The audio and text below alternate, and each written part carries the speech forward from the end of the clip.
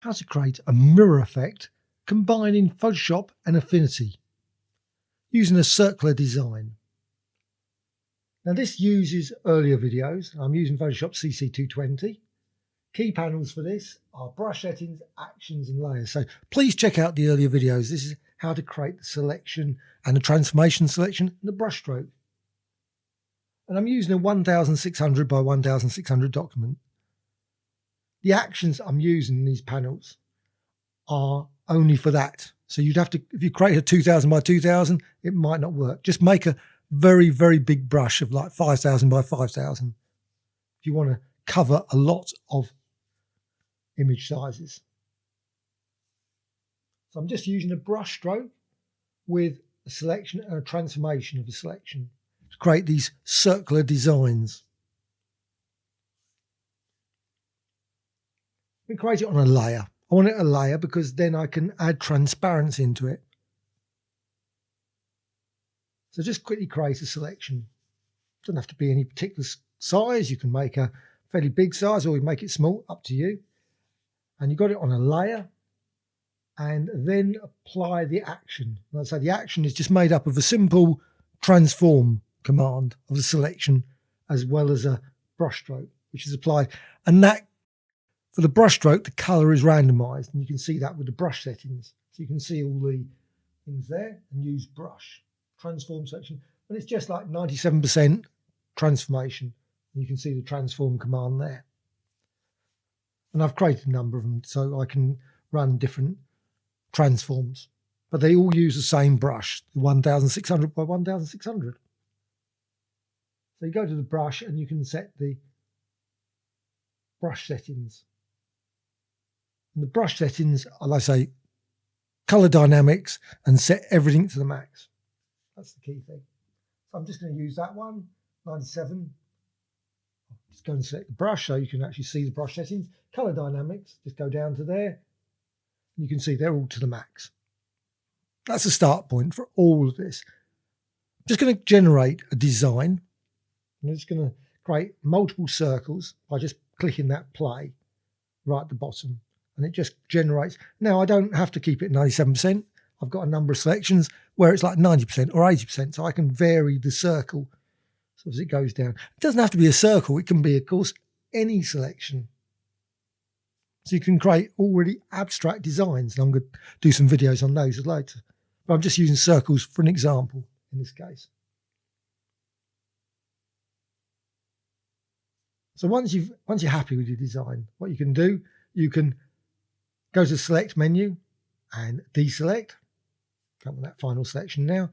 And now you can go to the layers, going window and layers, and you can remove the background. Just go to the background and delete it. Now you can go over to the layer one and maybe add drop shadows, add effects, distort it, use edit and transform and distort the design, or maybe apply adjustments to recolor it if you wish. But what I'm going to do in this case, I'm going to go to File and Save As. Now I could save it as a PSD file, but you can save it as a PSD file, perfectly okay. But I would suggest also save it as a PNG file as well. PNG means you can use it in Affinity Photo a little bit better because that's not 100% with PSD files, especially in the fill command. So you saved it to a file, PNG or whatever, and then you can fire up Affinity Photo, or in my case, I've already got Affinity Photo running. So I've done as much as I need to do here, but I could, of course, have created many more designs than just that.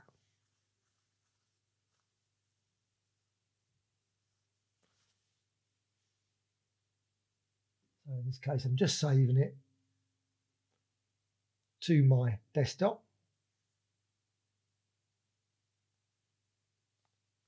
And go down to the format and just save it as PNG. But you could save it, like I said, Photoshop, PSD format, perfectly reasonable. And you can open those files via the File Open command in Affinity Photo. But I prefer a more universal PNG file.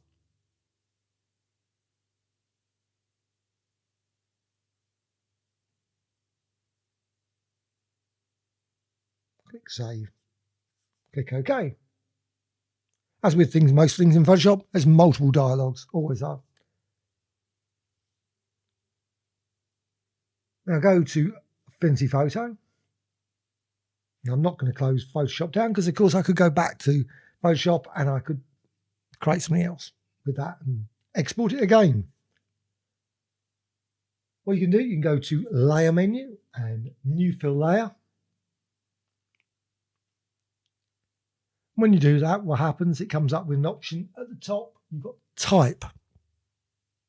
So you go to the Type and you just go down to Bitmap. And this is the reason I go for PNG, because the PSD files are just not available in this command. Right. It comes up with the panel and just the browser, and so you can browse for the file. Again, it's never the location you want it to be in. So you can then select that, the PNG file, and click Open. And default, it always makes it very small.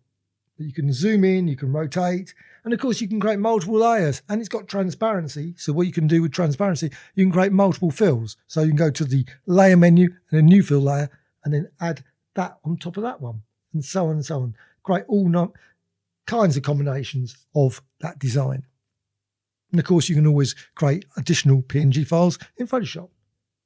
But you can also do File and Open. You could, of course, also place the design as well. I'm doing the File Open command, but you could do Place into that document as well. There's another option. So select that PNG file and Open.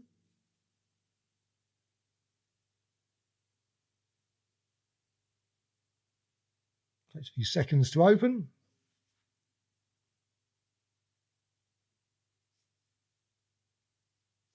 And once that's open, what you can do, you can apply a variety of different things in Affinity Photo.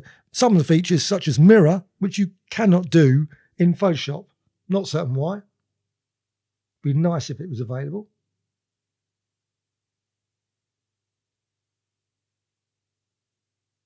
The document will appear at some point. Yes, there it is. Takes a few seconds. It's thinking about it. Thinking about open it up.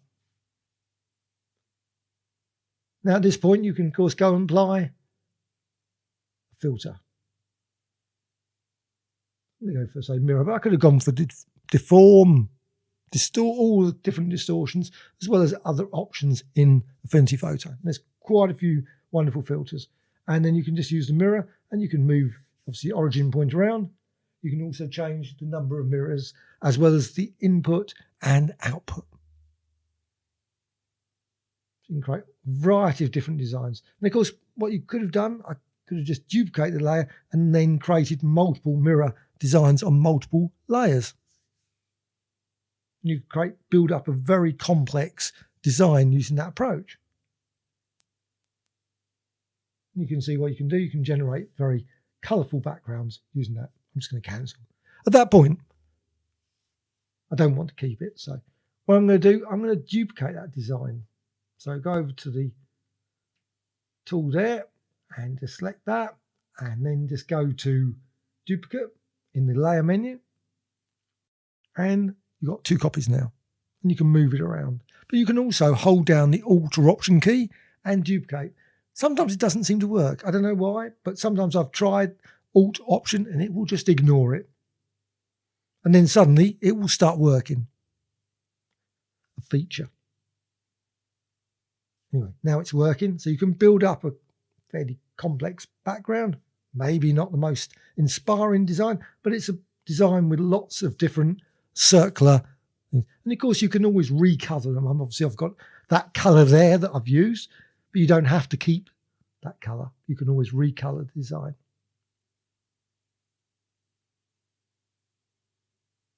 You can always add adjustment layers as well to those layers to recolor them.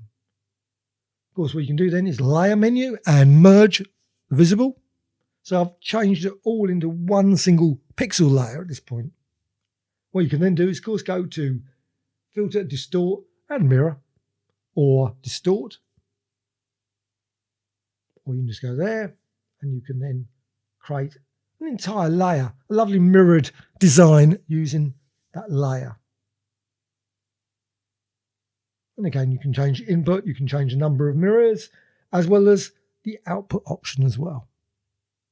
Apply. And of course, you can duplicate that layer and combine them using blending modes to create a very complex mirror design. Another option you can do then is filters and distort and equations. So you can take that design that you've just created that mirror of, and then you can go to the equation fields and use something like 2 times Rx or 3 times Rx or 0.5 times Rx, up to you. Or maybe use a radial settings. There's a vast number of equations videos available on the Graphic Extras channel, so you can find out about them there. And what you can also do, you can set the mirror option for the extend mode at the bottom of the panel.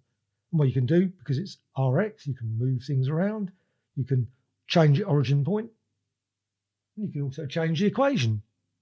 Change it to 3 times, so you make it a bit smaller, the design. There's now multiple copies there on that screen. And of course, you can just click apply, and that's it. So you can create some very unique, colourful designs, combining Photoshop with Affinity Photo. A great combination, because Affinity Photo does come with a lot of great features. Hope you found this of interest. Please subscribe to the Graphic Extras channel. Always adding new tutorials all the time about many applications. Please add a comment too, always appreciated.